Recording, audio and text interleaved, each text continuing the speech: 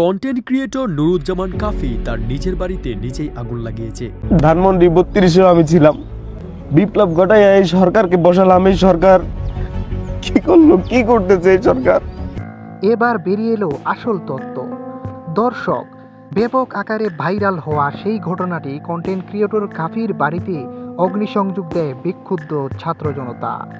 এর পরপরই কান্নায় ভেঙে পড়েন কন্টেন্ট ক্রিয়েটর কাফি।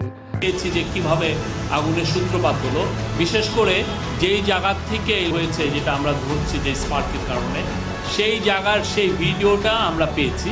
তিনি বারবার অভিযোগের তীর এই সরকারের ব্যর্থতার দিকে তুলে ধরেন।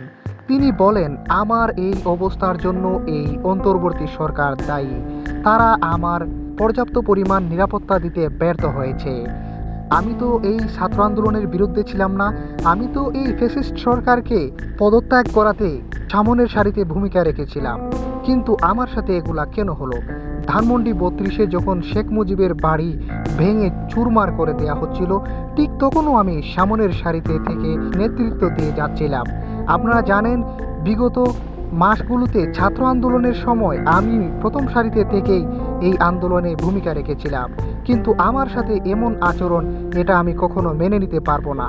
আমি সরকারকে আলটিমেটাম দিলাম, ৭ দিনের ভেতরে আমার এই বিচার করে দিতে হবে সুষ্ঠু তদন্তের মাধ্যমে, অন্যথায় আমি রাস্তায় নেমে আন্দোলন করতে বাধ্য হব।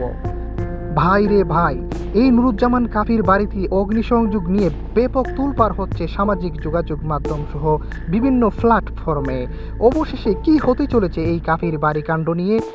এর কি কোনো সুষ্ঠু সমাধান দিতে পারবে এই অন্তর্বর্তী সরকার, নাকি আবারও নতুন কোনো দিকে মোড় নেবে এই ঘটনাটি?